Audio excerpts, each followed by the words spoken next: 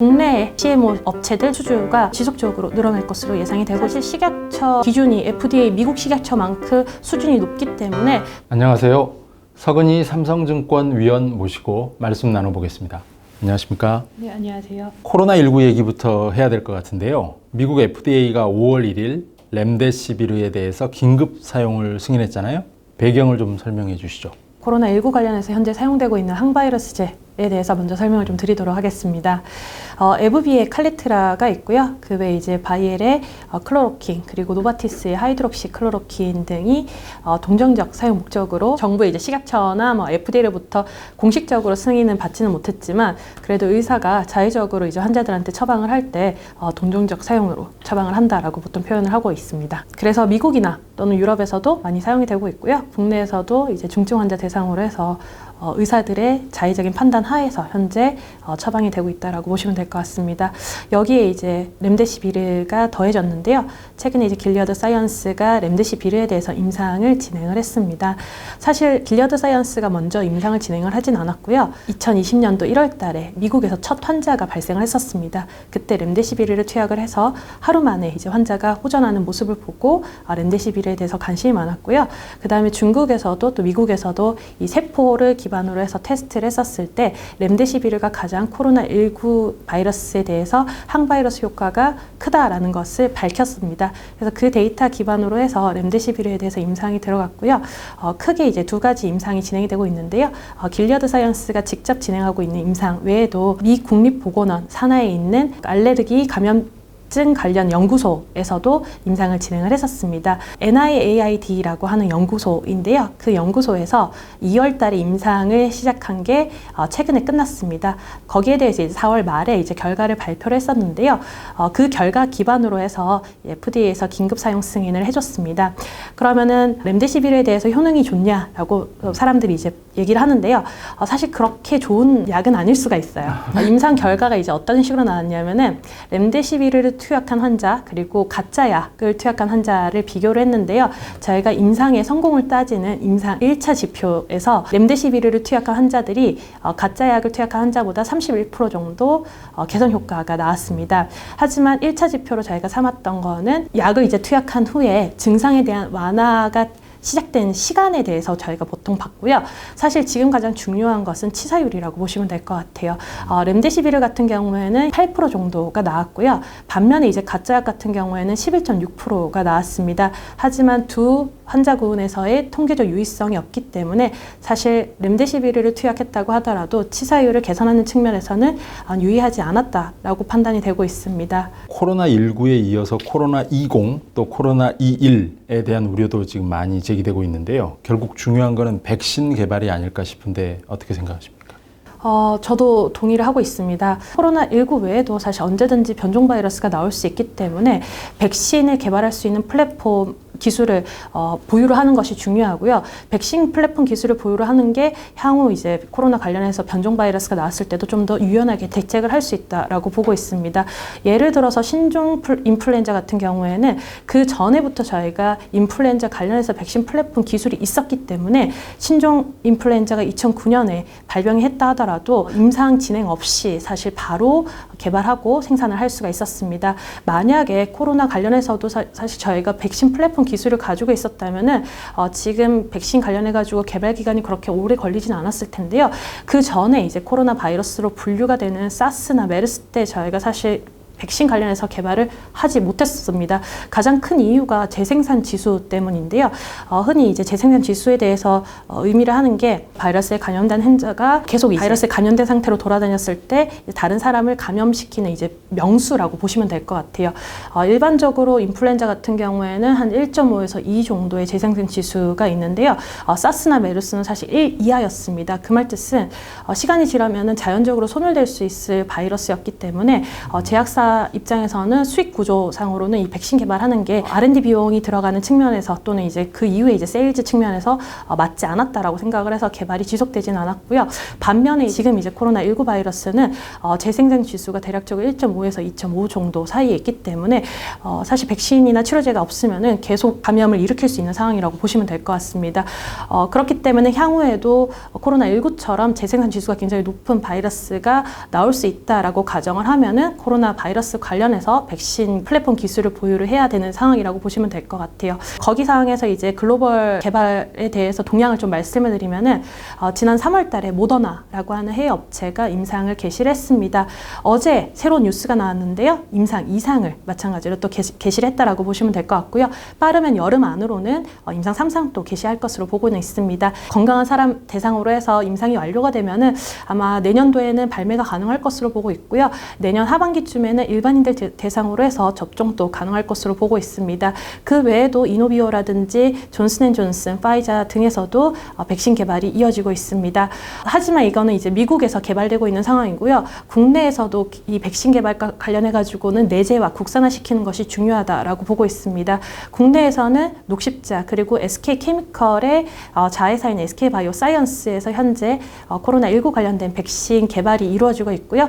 그 중에서도 이제 SK바이오사이언스는 아마 9월 달에 임상 1상에 진입할 것으로 보이고 있습니다. 그렇기 때문에 빠르면 내년 하반기에는 국내에서도 이제 코로나19 관련해서 백신을 접종할 수 있지 않을까라고 전망이 되고 있습니다. 한국 바이오 산업에 대해서 본격적으로 말씀을 나눠보겠는데요. 화면에 나가는 표부터 설명을 해주시면 좋을 것 같고 그 표 설명해 주실 때 관련 국내 기업들은 어떤 회사가 있는지도 언급해 주시면 이해하는 데 도움이 되겠습니다. 표를 보시면은 분자 구조에 따라서 크게 합성의약품하고 바이오의약품으로 나눠지는데요. 합성의약품은 저희가 일반적으로 먹는 이제 알약 형태라고 보시면 될 것 같아요. 쉽게 이해를 하자면은 바이오의약품 같은 경우에는 단백질 형태로 이루어져 있기 때문에 저희가 일반적으로 경구용으로는 복용하진 않고요. 주사제형으로 많이 이제 투약을 하게 됩니다. 오리지널 제약사가 개발을 하고 특허를 이제 받게 되면은 그 약에 대해서는 저희가 신약이라고 얘기를 하고요. 일정 시간이 지나게 되면은 그 특허가 만료가 되게 됩니다. 특허가 만료가 되면은 다른 이제 경쟁사들이 해당되는 제품에 대해서 카피약, 제네릭 약을 런칭을 할 수가 있고요. 합성의약품에 대해서 카피약 같은 경우에는 저희가 일반적으로 제네릭이라고 부르고 있고 바이오의약품에 대해서 카피약 같은 경우에는 바이오시밀러라고 부르고 있습니다.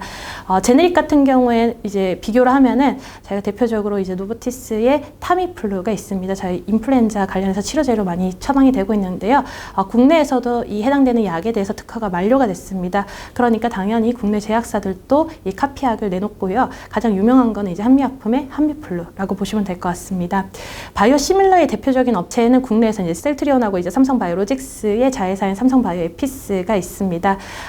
삼성바이오에피스가 현재 런칭한 이제 제품 중에서 임날디라고 하는 바이오시밀러가 있습니다. 이 임날디라고 하는 바이오시밀러는 에브비의 휴미라라고 하는 오리지널 의약품에 대해서 카피약이라고 보시면 될 것 같고요.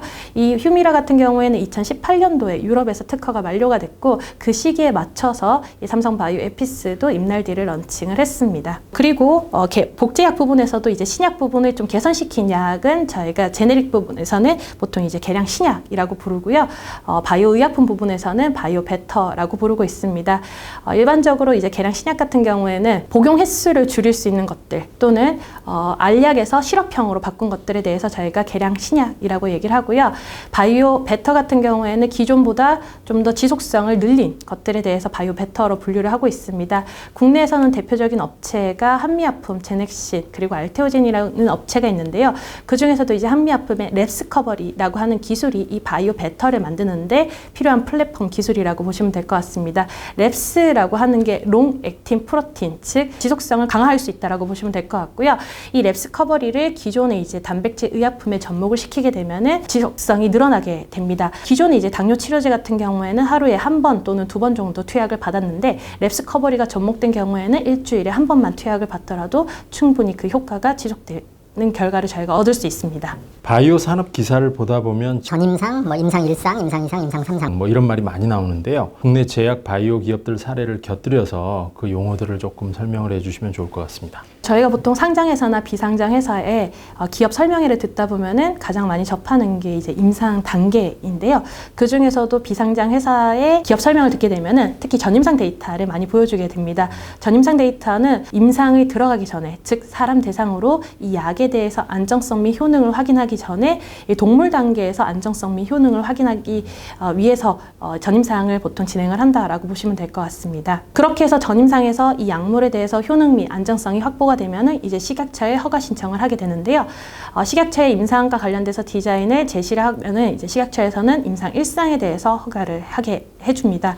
임상 1상 같은 경우에는 일반적이라면은 건강한 사람 대상으로 많이 이루어지고요. 항암제 케이스 같은 경우에는 좀 다릅니다. 항암제는 워낙 독성이 이제 심하기 때문에 건강한 사람이 아니라 암 환자 대상으로 임상이 진행된다라고 보시면 될 것 같아요. 그 두 개 이제 차이가 있지. 사실 임상 1상에서 보는 관점은 안정성이 가장 중요하고요. 그 외에도 약물의 용량을 올리면서 적정 용량을 찾아내는 과정도 임상 1상에 포함이 되어 있습니다.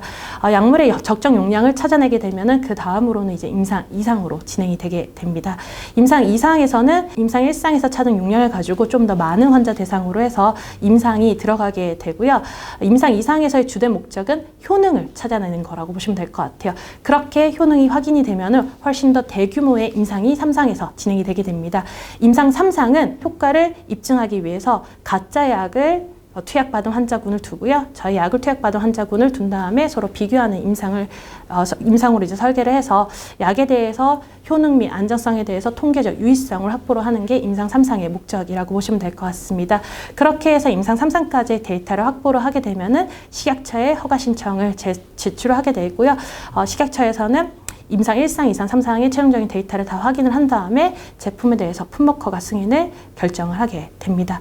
그렇게까지 해서 임상 1상에서 3상이 진행이 되는데요. 보통 임상 1상에서 3상까지의 성공 확률은 10% 미만이라고 보시면 될 것 같아요.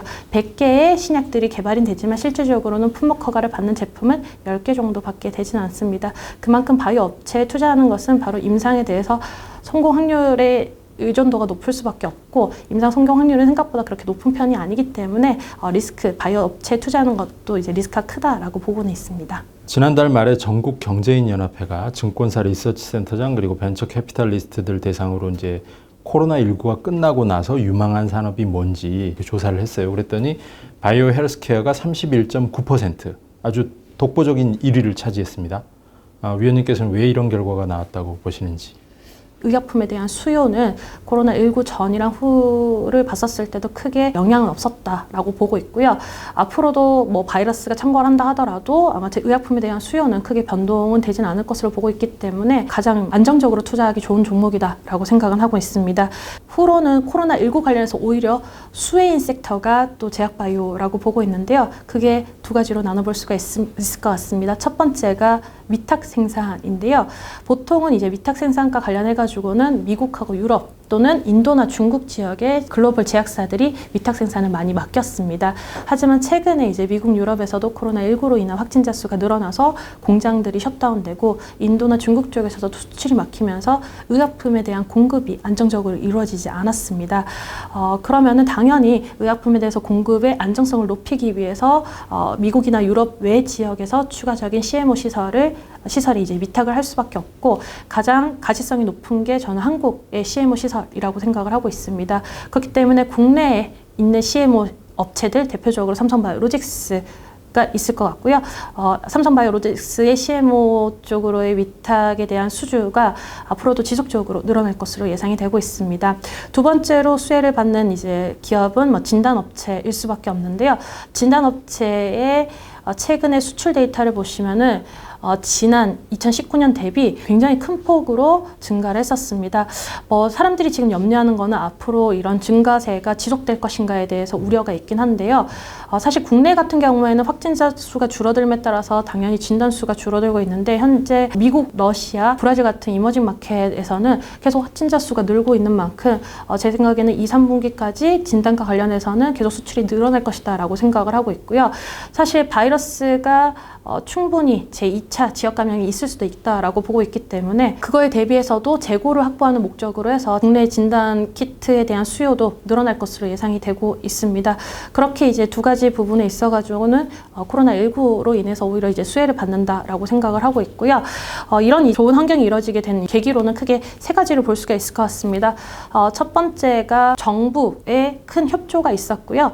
식약처나 질병관리본부의 규제에 대해서 좀 더 원활하게 해줬기 때문에 긴급 사용 승인 제도를 통해 가지고 국내에서 진단 키트 업체들이 좀 더 빨리 런칭을 할 수 있었던 부분이 있었던 것 같습니다. 두 번째는 국내 식약처의 위상인데요. 사실 식약처의 기준이 FDA 미국 식약처만큼 수준이 높기 때문에 국내에서 임상을 한 데이터만으로도 충분히 미국, 유럽으로 진출을 할 수가 있어서 국내에서의 임상 데이터에 대한 퀄리티도 굉장히 높다라고 보시면 될 것 같아요.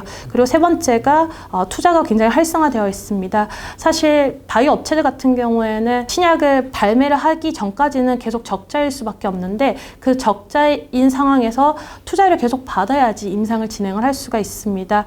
사실 투자 같은 경우에는 크게 두 가지로 나눠줄 수가 있을 것 같은데 상장 전에 이제 벤처 캐피탈에서 투자하는 거랑 그다음 상장 후에 IPO를 통해서 이제 공모 자금을 이제 확보하는 거가 있을 것 같습니다. 즉 바이오 업체들 같은 경우에는 결국은 비상장 상태에서 벤처 기업의 투자가 일단은 활발히 이루어져야 되고요. 그다음에 IPO 이후에도 마찬가지로 상장 기업에서 주가 기업 가치를 크게 키운 다음에 매자닌 투자를 통해 가지고도 마찬가지로 추가적으로 좀 R&D 비용을 확보를 할 수가 있어야 됩니다. 하지만 국내 같은 경우는 이런 시스템이 굉장히 잘 되어 있기 때문에 바이오 업체가 비록 적자이더라도 지속적으로 지금 연구 개발이 가능한 상황이라고 생각을 하고 있습니다. K바이오라고까지 지금 불리고 있지 않습니까? 한국 바이오 기업들의 위상이 높아지고 있는데 이게 이제 조금 더 장기적으로 계속 안정적으로 성장하기 위해서는 뭐 약점이랄까 보완해야 될 점 이런 것들은 어떤 거라고 생각하시는지요? 사실 이 부분 같은 경우에는 추가적으로 좀 규제 혁신이 필요할 거라고 생각을 하고는 있습니다. 최근에 첨생법 같은 경우에도 이 줄기세포 관련해가지고 좀 더 규제를 이제 완화를 해줘야 되는데 아직 통과가 안 된 상황이라고 보시면 될 것 같고요. 그런 부분에 있어서 규제가 좀 완화돼야지 국내에서의 R&D 관련해서 투자도 훨씬 더 늘어날 것으로 예상이 되고 있습니다. 네, 지금까지 서근희 삼성증권 위원 모시고 말씀 나눴습니다. 감사합니다. 감사합니다.